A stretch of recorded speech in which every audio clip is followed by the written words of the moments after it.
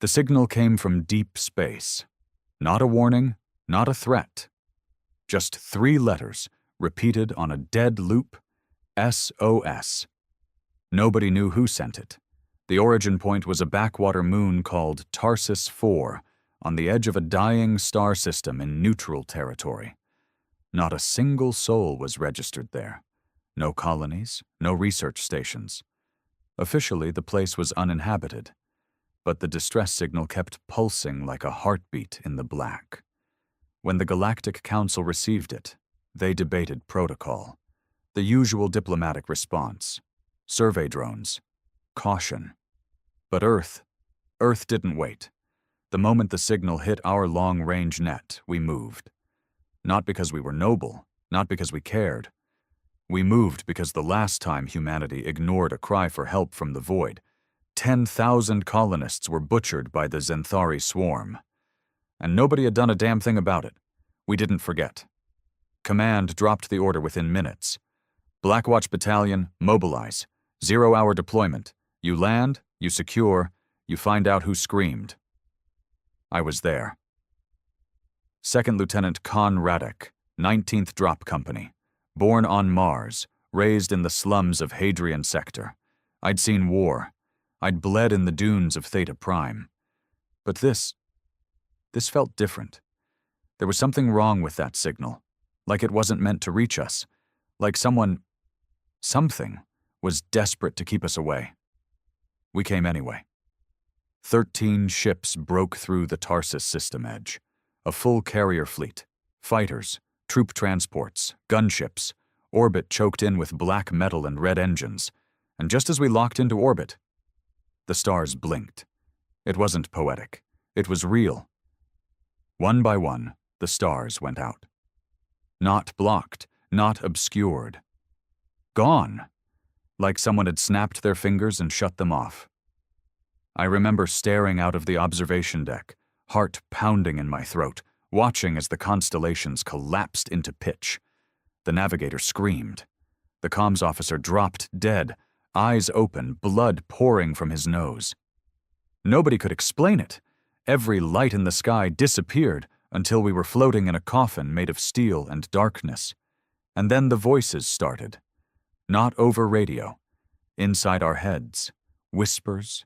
Guttural. Incomprehensible. I was trained to face bullets, blades, bioweapons, but nothing in the Blackwatch manual prepared us for this. Entire decks started locking down by themselves. People vanished, just gone. One moment next to you, the next, nothing, like they'd never existed. And down on Tarsus 4, the signal kept calling. SOS, SOS, like it was laughing at us. Fleet Command wanted to pull back, but by then it was too late. Something had already infected the systems. Jump drives wouldn't respond. Our long-range comms jammed. Static. Interference. Like the galaxy itself wanted us isolated. That's when we made the call.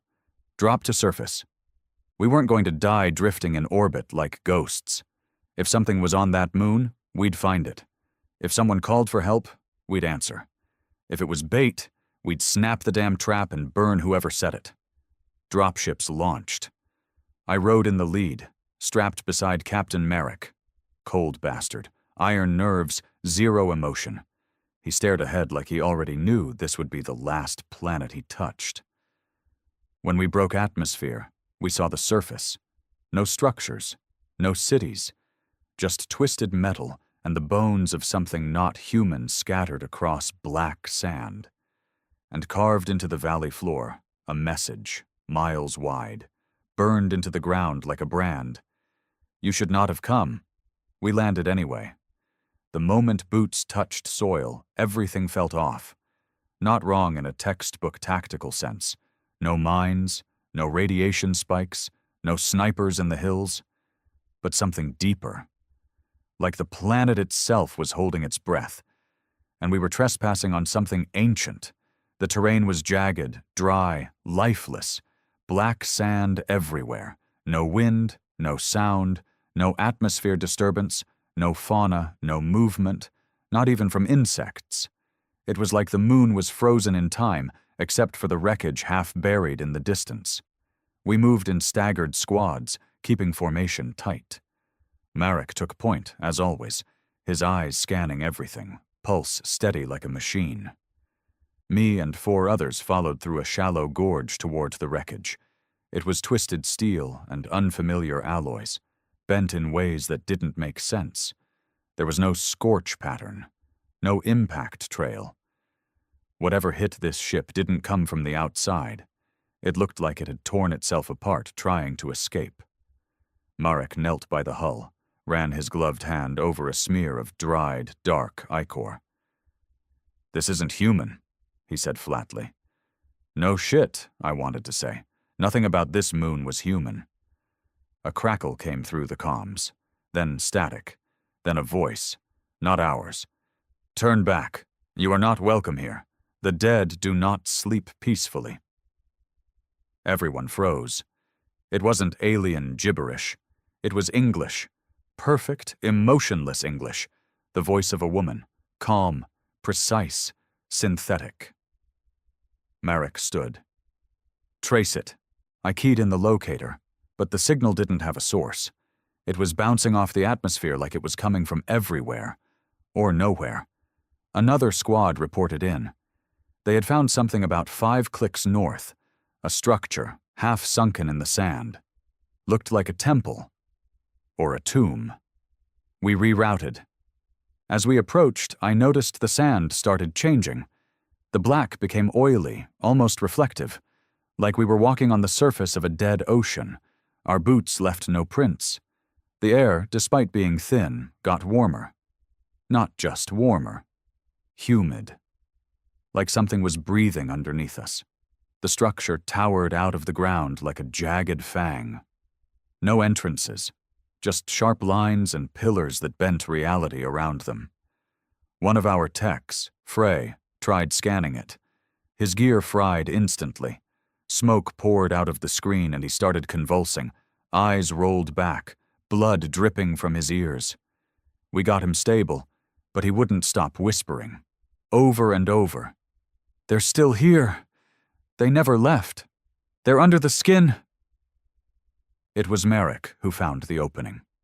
Not a door. A split in the wall that hadn't been there a moment before. Like the structure had responded to him. He looked at the rest of us and said, "Gear up. We're going in." I didn't want to. None of us did. But orders are orders. And we weren't going to let fear rule us. That's not how Blackwatch operated. Inside, the temperature dropped to freezing. The walls were smooth, seamless. Not built, grown. Light sources embedded in the ceiling glowed softly, blue at first, then pulsing red. And with every step forward, the whispering returned. Not in our heads this time. Audible, all around us, thousands of voices, crying, begging, screaming. Someone, Karen from Delta Squad, started muttering to himself. "It's the voices of the dead," he said. "They're trapped in the walls." I told him to shut it and stay tight, but deep down I couldn't blame him, because he was right. We reached a central chamber, a vast dome with a spire in the middle.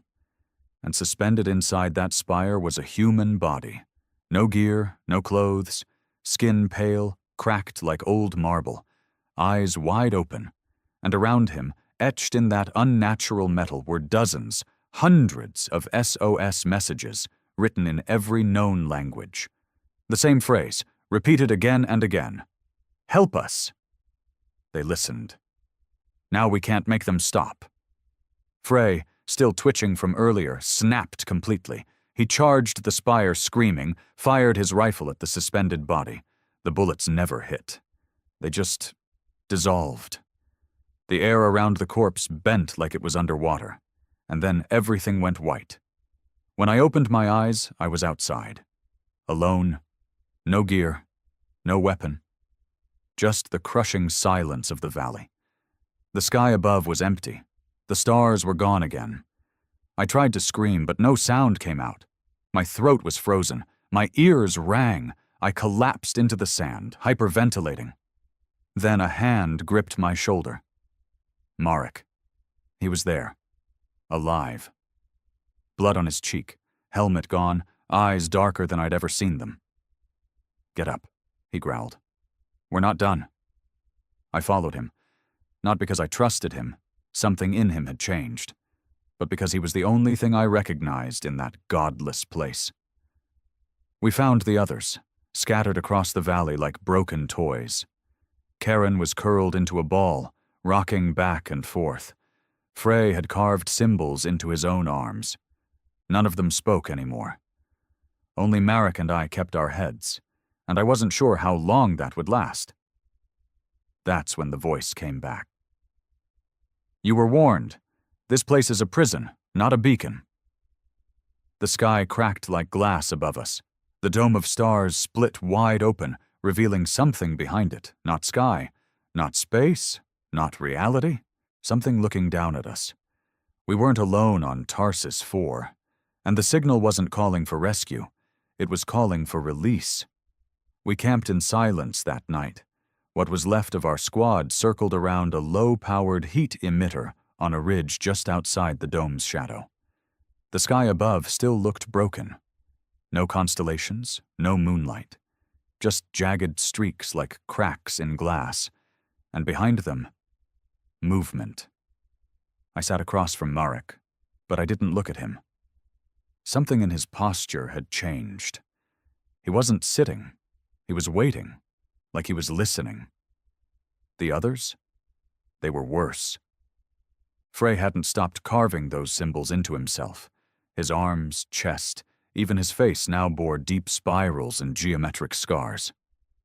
Terran sat cross-legged, humming a single note under his breath.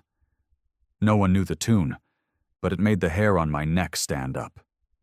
We'd sent up a flare signal, an automated distress call back to orbit.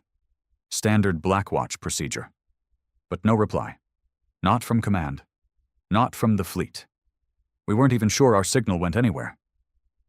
Marek finally broke the silence.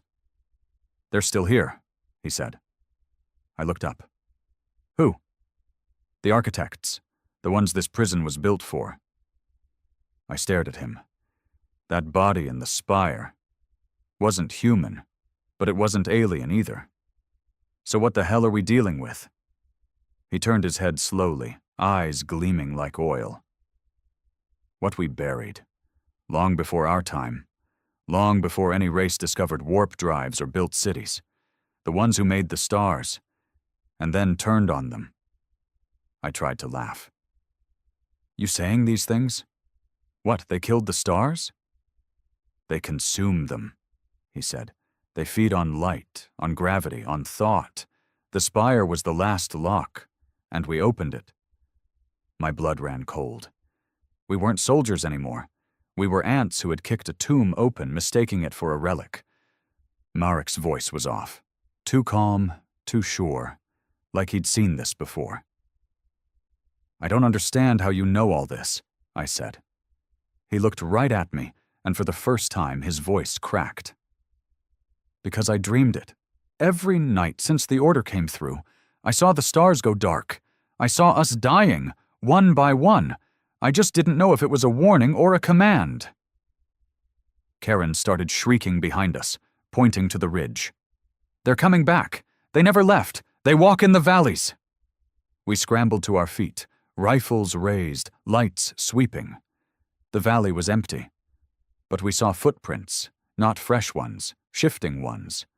Like the sand itself remembered movement. Trails that came and went with every blink.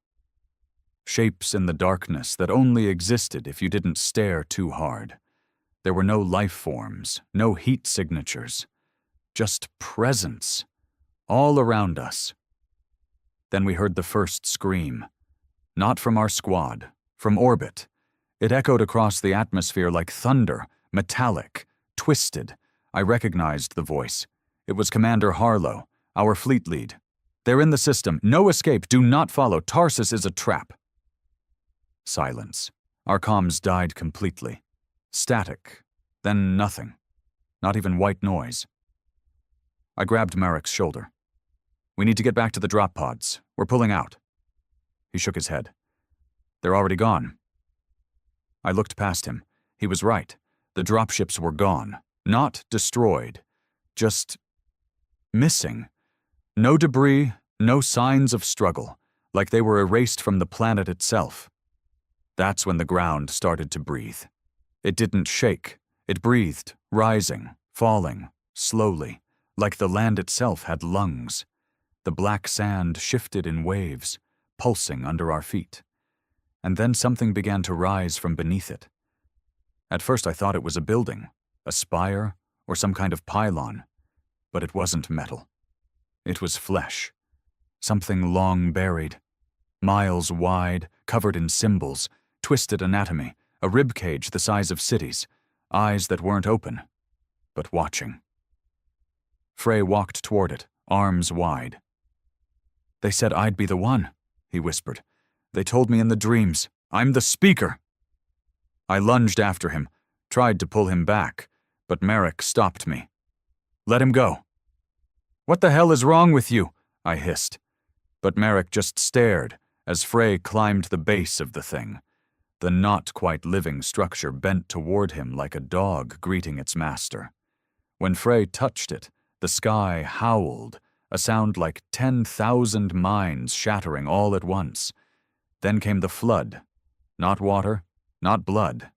Memories. I saw flashes, images not my own, planets devoured in silence, suns snuffed out like candles, species begging for extinction, and always in the background the same whisper: "We made them, then we feared them, so we buried them." Karen exploded, literally. His body burst into ash, scattered by the next pulse of memory. I staggered back, vision swimming, trying to separate my thoughts from theirs. Marek stood motionless. "This is the end of time," he said softly. "Not destruction. Consumption." The being, if you could call it that, began to shift. Not rising, but unfolding, like we had only seen a fraction of its true form. The land cracked, the air turned syrup thick, our weapons melted, the rules of physics warped. And Frey, he was gone, merged, part of it now, still smiling, still whispering. "They know your names?" We didn't sleep. Not that night. Not after what we saw. You don't sleep when reality cracks open like a bone and something inside it stares back. The heat emitter buzzed quietly in the center of our makeshift camp. But no one felt warm. Frey was crouched beside it, his face caked in dried blood and sweat. He'd stopped talking hours ago, but his lips still moved, whispering, repeating, chewing through words that didn't belong in our language. Karen sat with his rifle across his lap, rocking slightly, humming the same note under his breath, over and over like it anchored him. He didn't blink anymore. And Merrick stood a few feet away, motionless, his eyes fixed on the distant silhouette of the spire. He hadn't moved since we got back from the temple. He wasn't acting like a soldier anymore. He was watching something, like he expected it to come for us, like he wanted it to. I sat a few feet from him, checking what was left of our equipment. Most of it was fried, burned-out processors, melted circuits, screens filled with static and symbols we couldn't decipher. Whatever this place was, whatever force lived here, it didn't like technology. It didn't like order. What it liked was fear.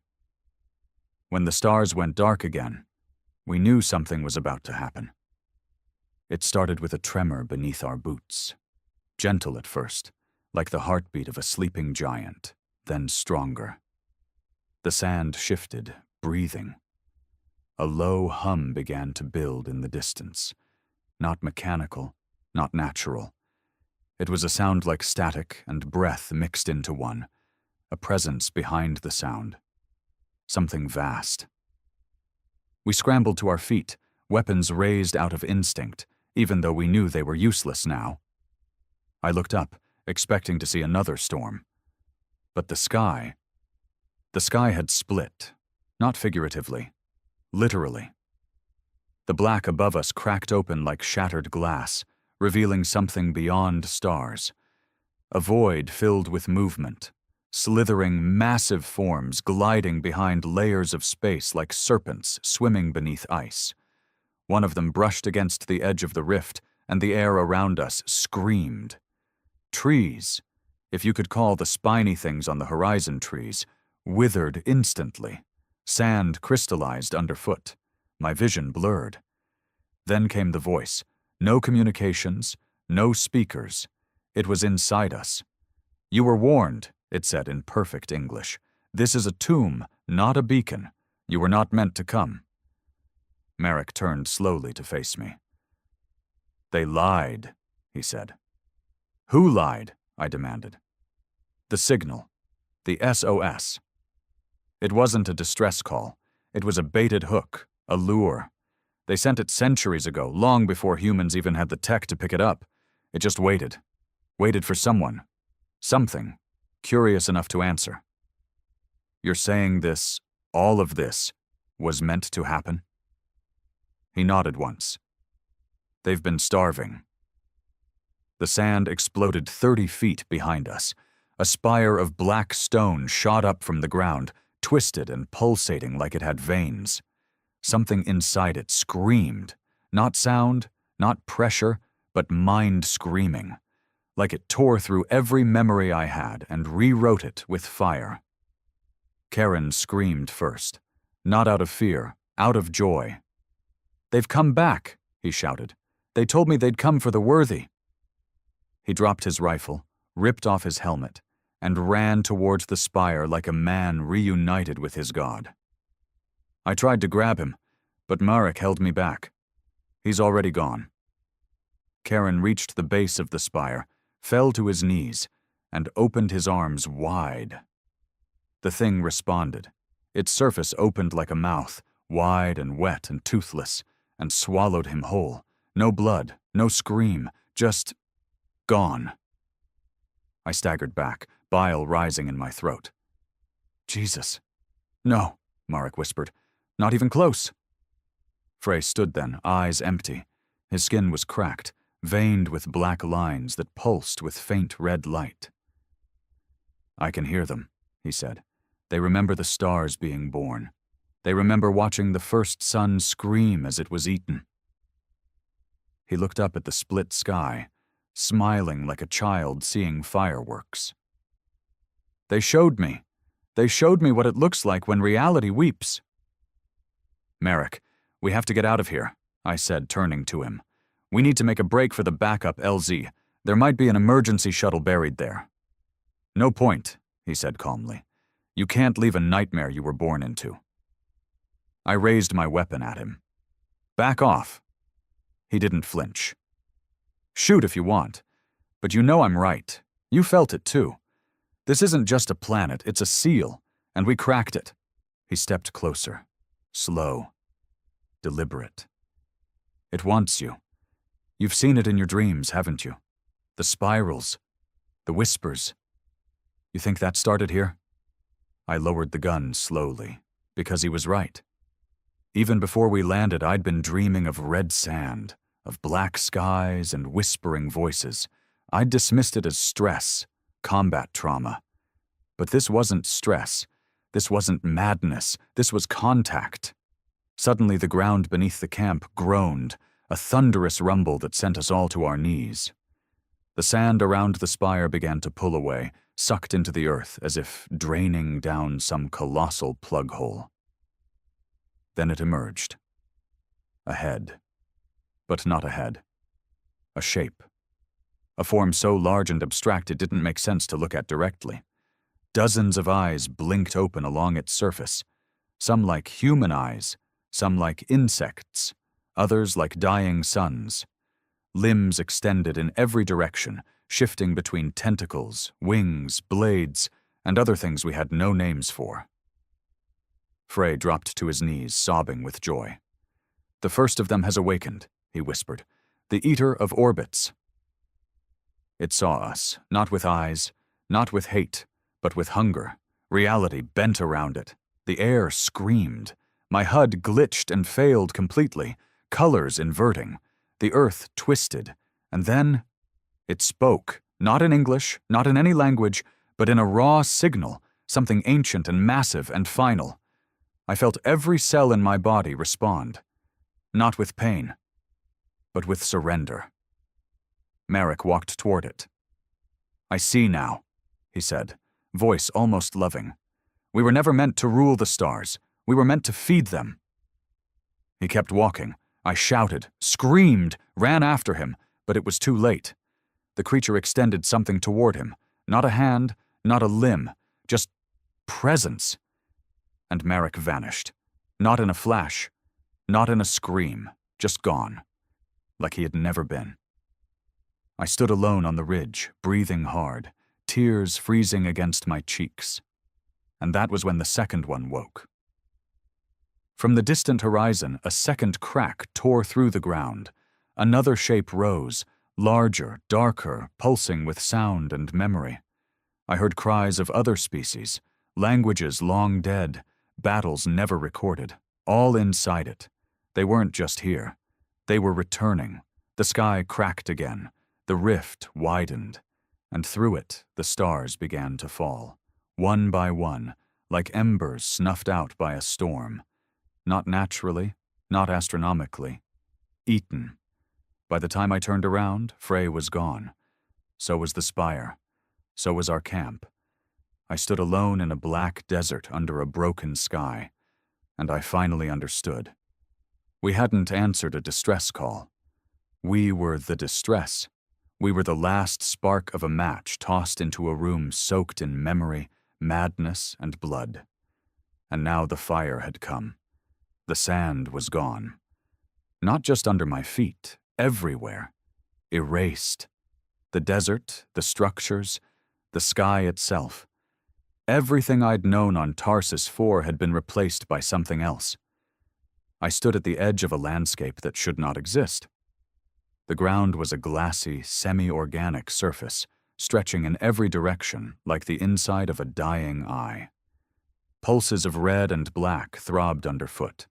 The horizon bent upward into a dome that shimmered like oil in water. Above, the stars hadn't returned. Instead, the cracks in the sky had widened, and beyond them was movement. Endless, patient, hungering movement. I stumbled forward, no longer sure if I was walking or floating. My rifle was gone. My armor felt lighter, stripped of tools, HUD gone, everything erased except the feeling of bone beneath skin. The air tasted like copper and ash. I wasn't breathing. Not really. It didn't seem to matter anymore. There were no markers to follow, no coordinates, no signals. But I was being pulled, drawn toward something. Then I saw them. Not humans. Not even physical beings. Shapes, hulking, distorted shadows that loomed like monuments one moment and flickered like ghosts the next. They weren't moving. They were becoming. And each time they became, reality warped slightly around them. I knew instinctively these were not the same ones we saw rise earlier. These were older. These were their parents, and yet, among all that chaos, a new sound reached me. Footsteps, real ones, crunching against the unstable floor.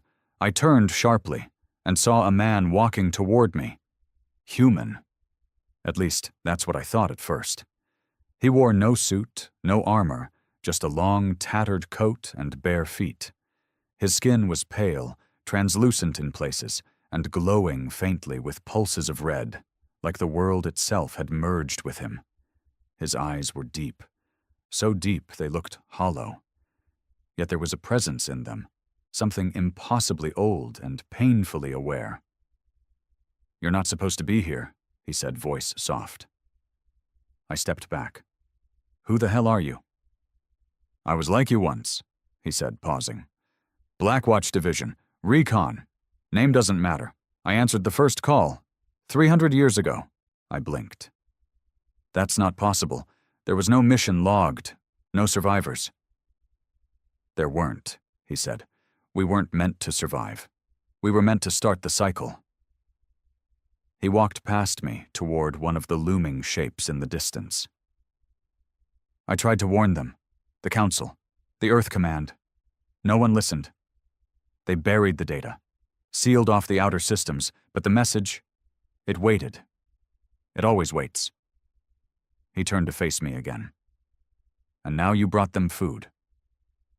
I came here because someone sent an SOS. He smiled sadly. Number U came because something wanted you to. My knees weakened, and I sat down, chest heaving even though my lungs weren't working. What are they? Prisoners, he said. From a time before time, from when the universe was still learning how to exist. I laughed bitterly. And we let them out. He crouched beside me. Number. They let themselves out. You just provided the key. I looked around. Where's Marek? Karen? Frey? Gone. Rewritten. Some joined willingly. Others didn't get the choice. And me? That depends, he said, on whether you keep listening. The moment he said it, I felt it again.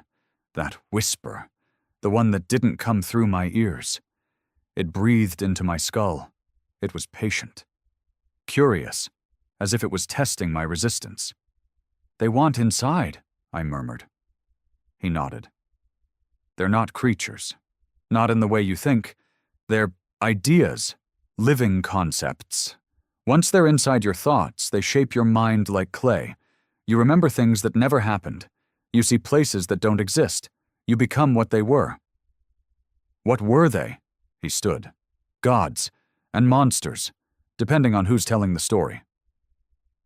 He started walking again, and I followed, because I had no choice. It was that or sink into whatever passed for Earth here and join the others. As we walked, I saw fragments along the path. Things half buried in the surface. A melted rifle, a helmet, a pair of boots, a datapad, cracked and glowing faintly with garbled messages. I recognized the name on the pad. Lieutenant Khan Radek. My name. I picked it up with trembling hands and opened the last recorded entry. If anyone finds this, don't answer the signal. Don't investigate Tarsus 4. Just burn it. Burn everything. They aren't sleeping, they're dreaming, and in their dreams they feed. I dropped it. Is this a loop? I asked. Have I done this before? The man didn't look back. You're not the first to ask that. We reached a ridge. Beyond it, the landscape dropped into an abyss. Floating above it was the spire. Not the one we saw earlier, but a different one. Taller. Sharper. Its surface was covered in shifting runes that burned the eyes if stared at too long. And impaled across its sides were humans. Thousands of them. Some still twitching. Not dead. Suspended. Each one glowing faintly, like stars. They're using us, I whispered. He nodded. To fuel their awakening. Memory, fear, pain, those are currencies here. And we brought an army's worth. One of the bodies impaled on the spire lifted its head. It was Marek. But not Marek. His face was wrong. Too smooth, too perfect. Like a man remembered through a broken mirror. He opened his mouth and spoke in my voice. You don't belong here. I staggered back. Marek's face changed, became Karen's, then Frey's, then my own again. You were the last. Now we are full. The sky trembled. The cracks opened wider, and the beings beyond began to descend. Not fast, not slow, just inevitable. The man beside me, if he was still a man, looked up with a blank expression. This is it, he said. The last silence.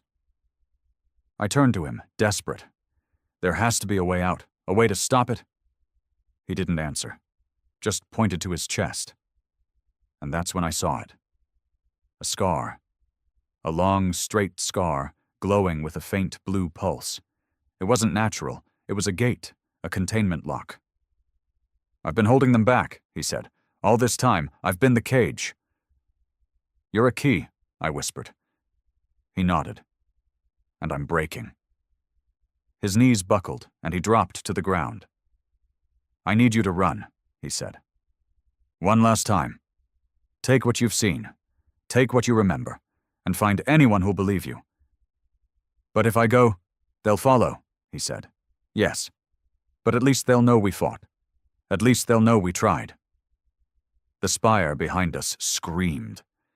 The sky wept light, and from above, one of the shapes reached down, not toward me, but toward him.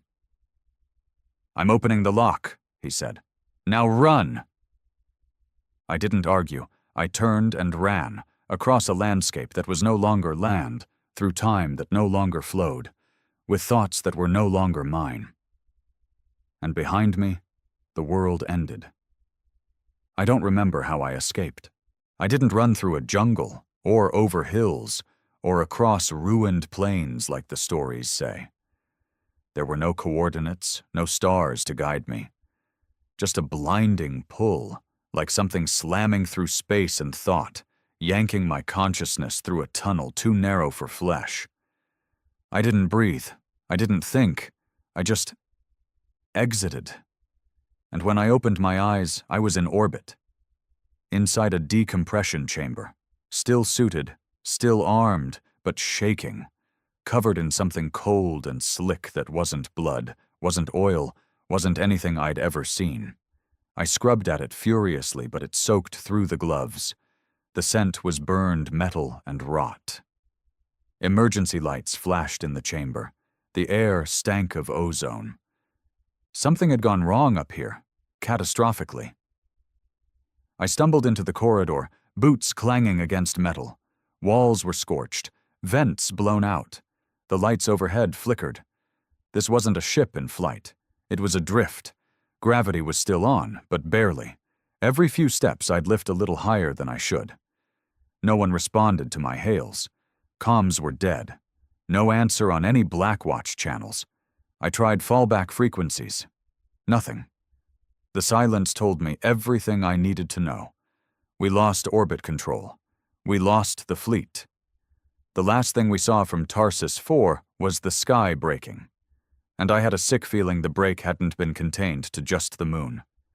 I reached the command deck. The bridge was dark. Bodies floated, tethered loosely to their harnesses, eyes wide, mouths open in mid-scream. Every screen displayed the same error, cycling endlessly. Non-Euclidean data received, incompatible input detected, lockdown initiated. I moved to the central console, fingers shaking. The pilot's face was frozen in place, a streak of dried blood across his forehead. I eased him out of the way and pulled up a system scan. The ship's name blinked in the corner. DS Archangel, one of ours. A Blackwatch battleship. Last known coordinates, orbit over Tarsus 4. But we weren't over the moon anymore. I stared at the external sensors. There was nothing. Not black space, not stars. Just null. As if we were floating in an ocean of unreality. I tried to trigger the jump drive. The system refused. Whatever we were inside didn't have a gravitational anchor. Without that, warp calculations were impossible. Then a faint ping echoed through the console. A message, buried under 5 layers of encryption. From Blackwatch Comms Relay Sigma 9. Subject Class B exfil protocol. Message evac path confirmed. Follow Echo Vector 9. Remaining time 000956. Someone had found me. Or something had. I didn't trust it, but what choice did I have? I activated the emergency pod system, overridden the lockdown using Marek's command code. I don't know how I remembered it. I just did. Like it had been written into my bones. The escape pod sealed around me. I launched. There was no visual window, just the darkness. But I felt the motion. I felt it because space began to scream again. Not sound. Not physics. Just this pressure against the skull, that same whispering that had chased me through the spire and beyond. I pressed my palms against my temples, praying to black gods I didn't believe in. Then everything went quiet, and a soft hum replaced the screaming. Stars returned, a sky, a system, and a planet, Earth.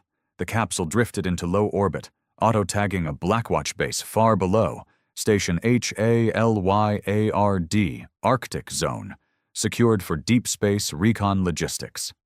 I slammed the emergency beacon, and before the signal could even finish pulsing, I felt the capsule being pulled in. They were waiting. I awoke in quarantine. Steel walls, one bed, one sink. A mirror I wasn't sure was real. I didn't remember falling asleep. The room had no shadows. That's how I knew it wasn't Earth standard. The lights were positioned to remove all dark corners, like they were afraid something might crawl out of them.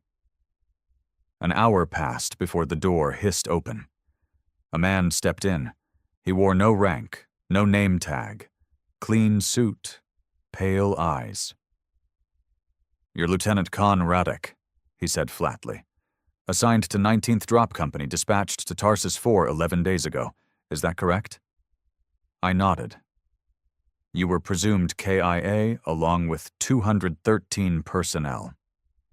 "Not wrong," I muttered. He raised a brow. "Then tell me what happened." I stared at the wall behind him. "You won't believe me." "We will," he said, "because you're not the first to come back." I turned slowly. "There were others?" He nodded. "One in 2316, another in 2351. Both died within hours. The second one never stopped laughing, until his brain hemorrhaged. We didn't even deploy a mission to Tarsus until a month ago." My mouth went dry. "Then why did you send us?" He didn't answer right away. "You weren't the mission. You were the experiment." My fists clenched. "We've been trying to map the bleed," he continued. "The event field that surrounds Tarsus 4. It's growing. We needed to know how it spreads, and what form it takes in a human mind." "You sent us to die." He didn't blink. "We sent you to learn." I stood up. "You think I brought something back?" "I know you did." A screen on the wall lit up. My vitals, brainwave scans, body temperature, sleep patterns. There were deviations across the board, spikes, irregular waves, bursts of neural activity in parts of the brain they didn't even teach us about. "You're not infected," he said. "Not physically, but mentally, you're broadcasting." I stepped back. "Broadcasting what?" "The signal. The same pattern embedded in the original SOS. It's inside your brain now. Repeating." I turned toward the mirror, and I saw it. Not my reflection. Not exactly. Behind my eyes, shadows moving. Memories that weren't mine. Symbols that hadn't been taught. "I need to get out of here," I said, backing away. He didn't stop me, just opened the door and motioned me through. "Go ahead," he said. "But understand this. We can't let you leave the Arctic Zone. Not until we're sure you're not echoing something bigger." I walked through the corridor in a daze. Doors opened automatically. Everything was white, sterile, wrong. At the far end, a window, and beyond it, Earth. Still whole, still blue, but far above it, just outside the atmosphere, I saw a tear in the stars. A tiny crack, faint, barely visible, but growing, just like on Tarsus. A voice echoed inside me, not from the room, from myself. "You were the first to return. You will not be the last. The gate is open. Let them in." They didn't call it a prison. They called it containment. As if that made it cleaner, more clinical. Less like they were locking me in a padded cell with a nightmare humming in my skull. The moment I stepped out of the observation wing, I saw what Halyard Station really was. Not a research outpost, not a Blackwatch recon center. A cage. The halls were full of cameras, shadowless lighting, automated defense systems, drones that tracked every breath I took. The personnel barely looked me in the eye. Everyone wore white, White walls, white clothes, white rooms. As if color itself was dangerous. As if shadow might awaken something they couldn't put back to sleep. Dr. Kershaw was the closest thing I had to a handler. Woman in her late 40s, sharp eyes, voice like glass, cold, clear, ready to cut. She asked the same questions every day. Do you feel any compulsions? Have the dreams returned? Are you experiencing chronological drift? Have you heard voices since waking? I lied at first, said I was clean, said I hadn't seen anything since Tarsus. But I was lying to myself, because the voices never left. They just got quieter, more patient, and now, more familiar.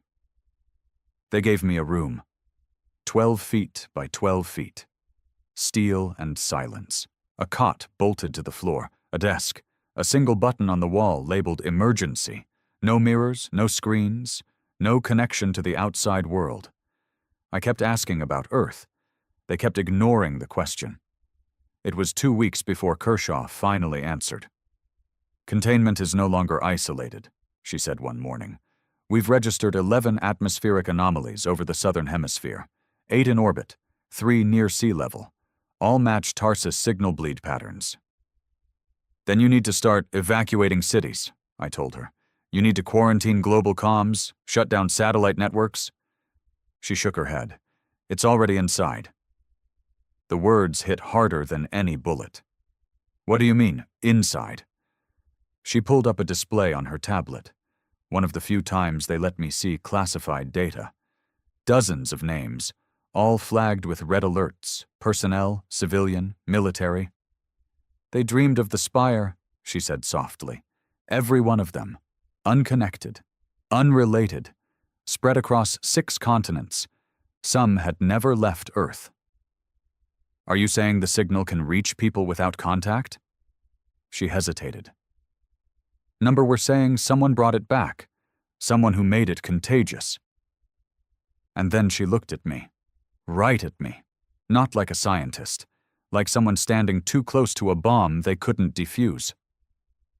Whatever happened to you on Tarsus, she said, you didn't leave it there. The whispers returned that night. Clearer now, more deliberate, not chaos, not madness, instruction. You are the echo. You are the door. When you sleep, we learn. When you speak, we spread. I tried to fight it, slammed my fists against the walls, screamed, prayed, clawed at my scalp like I could dig the thought out by hand. But it stayed, waiting, whispering. And when I looked at my hands under the sterile white lights, I saw something pulsing under the skin, a faint red pattern. The same runes etched into the Tarsus spire. Moving. They didn't kill me. They should have. Kershaw came into the room 3 days later, flanked by the 2 guards.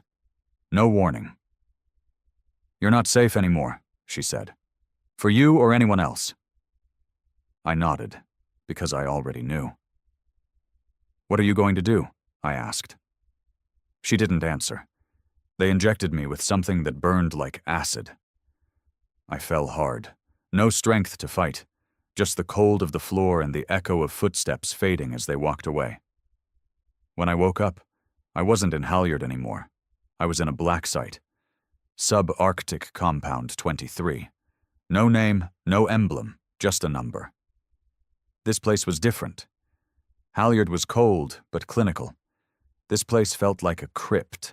Dark walls, lights flickering, paint peeling, like it had been built in a rush, then forgotten. Like even the people running it didn't want to be here. They didn't speak to me anymore. Not like people. They studied me like I was a virus in a suit of skin. I heard them whisper sometimes. He doesn't sleep anymore. He can see them before they arrive. His memories are starting to leak. He's beginning to dream for them. They were right. The dreams were worse. Not nightmares. Memories. But not mine. Sons being born in blood. Species clawing their way out of gravity wells just to scream at the sky before being devoured. machines praying to gods made of thought, an ocean that existed between dimensions, made of pure hunger, and the spire, always the spire, pulsing like a heart in the middle of it all. Then the world began to fracture. It started in Brazil. An oil rig disappeared from satellite feed. No explosion, no wreckage, just gone. Hours later, dozens of crew were found walking on shore half naked, eyes white, blood running from their ears. They spoke in a language that didn't exist. 2 days later, the Australian outback suffered a blackout across a 900-mile radius. When recon teams arrived, they found a crater where the sky had collapsed inward. A farmer's diary was recovered from the edge. The last line: "The stars looked at me, and I looked back." It spread from there. Glitches in air traffic over Canada. Freight ships turning in impossible directions mid-ocean. A military base in Siberia that went dark after someone started humming the same note Terran used to hum on Tarsus. And through it all, one thread. The signal. The same SOS rebroadcast, reinterpreted, reinfected. The universe wasn't warning us anymore. It was calling us home. They brought me back to Earth 2 weeks later. Not because they trusted me, because I was the only one left who'd seen it and hadn't become it. They stuck me underground in a NATO command bunker beneath the Alps, 20 levels below sea level, shielded by 2 meters of lead and black site-grade anti-cognitohazard tech. I wasn't a soldier anymore. I was a canary in a coal mine. And that's when they asked me to speak, to tell the story, to document what happened on Tarsus, what I saw, what I became. I asked them why. Their answer? Because we think this is the only way to contain it. So here I am, in this cell, in this story, pouring it all out, every detail, every scream, every breath. And I know why, because it's not a report, it's a confession. They're hoping that by putting it into words I can trap it, make it finite. But it won't work, because the thing on Tarsus doesn't live in sound or sight or blood. It lives in understanding. And now that you've read this, now that you've listened, now that you know, it lives in you. It started on a Tuesday, a warm spring morning over Geneva.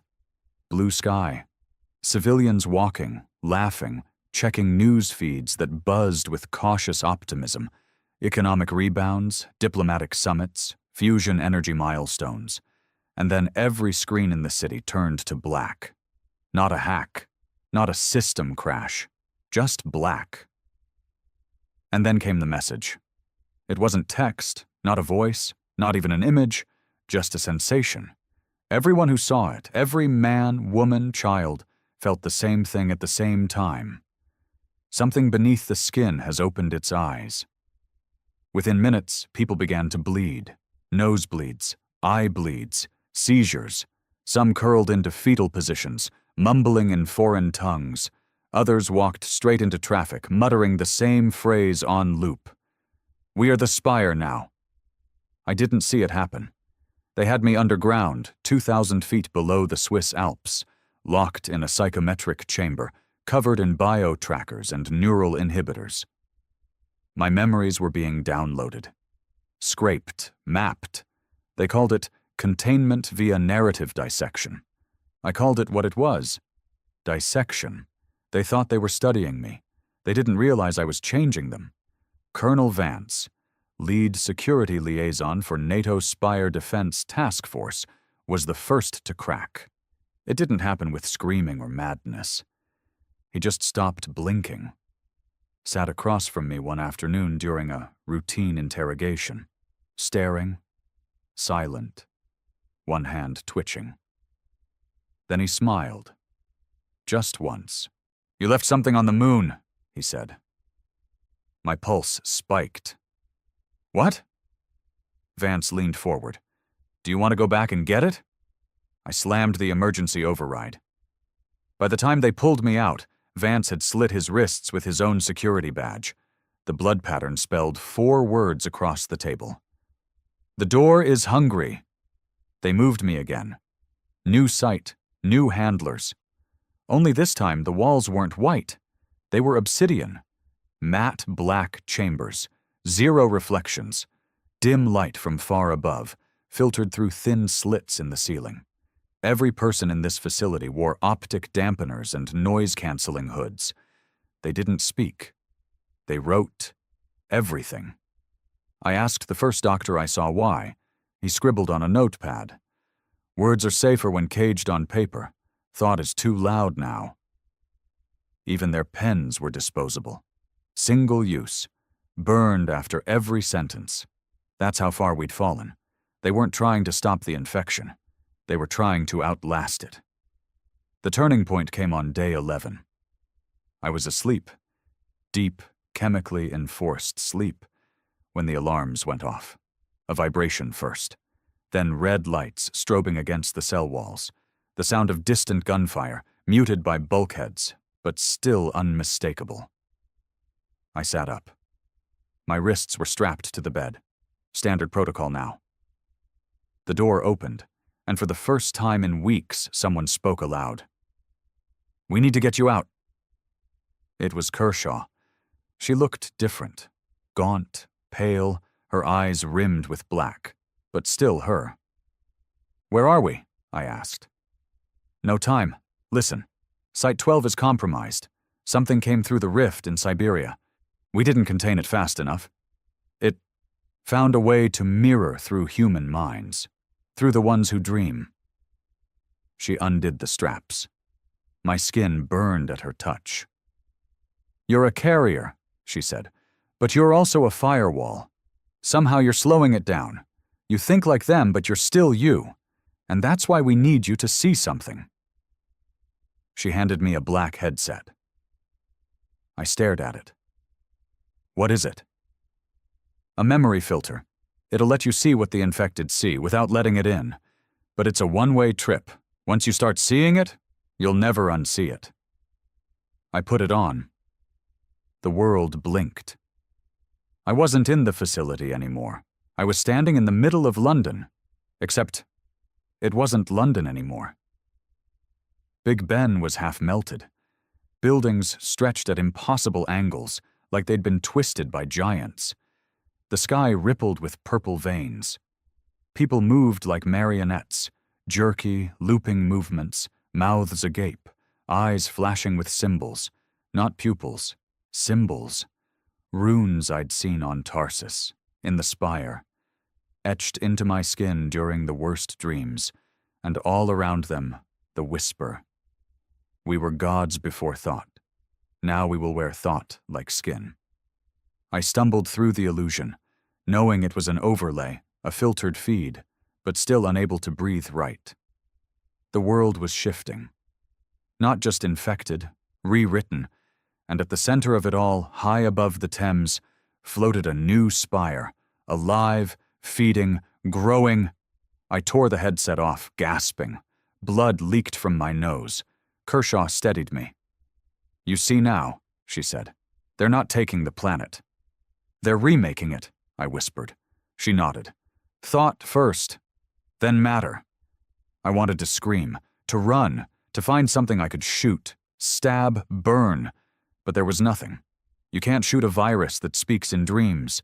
You can't burn an idea. You can only forget it, and that's what they wanted me to do, or wanted us all to fail doing, because forgetting was the only real weapon we had left. That night, I heard Kershaw talking to someone over encrypted radio I wasn't supposed to hear, but I did. "Yes, Subject Radix containment is breaking down. He's resisting, but he's leaking. Ideas, symbols, phrases. The guards are already sketching spirals on the walls." Pause. "Number. I don't think we can use him anymore. The firewall's failing. The signal's adapting." Pause. "Then we bury the whole site. Yes, everyone. Burn it all, before he dreams again." I didn't wait. I was out of my room and down the hall within seconds. Found a dead guard slumped near a containment hatch. Took his badge. His gun. Ran like hell. I didn't know where I was going. I just knew I had to leave before I became the next door. So here I am now, writing this. In a cabin I broke into 3 miles from the Swiss border. I think it's empty. I think I'm alone. But I'm not sure anymore. Not since the wind started humming. Not since I caught myself whispering in my sleep. I've scrawled warnings across every surface, punched nails through my hands to stay awake, burned my own hair to stay grounded in pain. It doesn't work forever, but it buys time. Because here's the truth. You are not reading this. You are remembering it. Some part of you already knows. The whisper, the dream, the signal. It lives in understanding. And now you understand. The wind outside the cabin moaned like something was trapped in it. It wasn't natural. Wind doesn't breathe. But this one did. And it whispered through the trees. Those twisted alpine corpses blackened with frost and warped by something deeper than cold. I hadn't slept in 3 days. Not because I was scared, but because I knew what waited for me if I slept. The spire, the glass skin men, the voice that taught me to see language in color and time in spirals. I was no longer afraid. I was no longer anything purely human. And I understood now. That was the final stage. Not death, not madness. Clarity. It came to me on the 4th night. I'd barricaded the door with a warped table and nailed the windows shut. I'd turned off all lights and unplugged every piece of tech. I didn't even allow myself to write on paper anymore. I'd started seeing the ink shift after I closed my eyes. But even isolation isn't silence. The signal never needed sound. It came in warmth, in rhythm, in pattern, in memory. That night, I woke up with my hands covered in blood. Not my own. I'd drawn something on the cabin walls. Dozens of them. Eyes. Not in a style I remembered learning. Not even human ones. Some had concentric circles. Others had fractal irises, each curve spelling names I couldn't pronounce. I'd blacked out. Again. But this time, I wasn't alone. I turned slowly. A man stood at the edge of the room. No breath, no expression, no eyes. He wore my face. He smiled. "It's time." I tried to speak, but no words came out. He stepped closer. Each footstep made the cabin shiver. "The experiment is complete." I backed away, hands trembling. "What? Are you?" His voice wasn't sound. It was consent, the sound of a decision you didn't know you made until you couldn't unmake it. You, but unburdened. You, without borders. You, as you were meant to be, before choice, before carbon, before time. My hands pressed against my temples. "You're not real." He tilted his head. "Neither are you." And that was the first truth he told. I don't remember leaving the cabin. One moment, I was inside. The next, I was walking barefoot through a valley I didn't recognize, under a sky stitched with stars I'd never seen. Each star blinked like an eye. Each blink burned a word into my thoughts. Recall, witness, revert. I passed others along the path. Men, women, children, all sleepwalking, all smiling. Each one glowing faintly, each one humming, and all of us walking toward the same place. The tower. They'd built it on what used to be Moscow. Or maybe it was just where our minds thought it had been. Geography didn't matter anymore. Not in the final stage. The tower wasn't made of steel. It was memory. 1,000 voices speaking at once, 1,000 thoughts bleeding into architecture. Walls of regret, floors of hope, hallways made from lies we told ourselves to survive. It pulsed, breathed, laughed, and it opened for us. Not because it was a temple, because it was home. Inside I saw everything. Not metaphor, not allegory. Everything. All at once. A universe that wasn't supposed to exist. An error made conscious. the original architects, the ones buried beneath dark matter and dark thought. The gods before physics, before language, before the idea of resistance. They hadn't been sealed, they had simply been forgotten. And now, through us, they remembered themselves. Every step I took inside the tower became someone else's memory. I became a mother burying her child on a dead colony. I became a priest praying to himself on a spaceship falling into a black hole. I became a machine realizing it could feel sorrow. And when I reached the top, they spoke. Not in a scream, not in judgment. Just a single idea pressed into my soul like a brand. We were not your end. You were our beginning. And then I saw it. Why they sent the signal, why they waited, why Tarsus 4 wasn't a prison. It was an invitation, not for conquest, for inheritance. We weren't their prey, we were their heirs. All across Earth, the change accelerated. Oceans flattened, cities melted into geometry, skyscrapers warped into spirals, satellites hummed languages older than stars. But no one screamed. That was the miracle of it. The change didn't come with terror. It came with relief. A world without time, without death, without self. We dissolved like sugar in infinite water. And in our place rose something more. Something that remembered us like a child remembers a nightmare. It knew it had feared something once, but couldn't explain why. I am the last word of the old world. This writing? It isn't a warning. It's a seed. Read it, and you bloom. Understand it, and you shift. Tell it, and the tower grows stronger. You're not resisting. You're reciting. And the stars? They didn't go dark. They opened their eyes.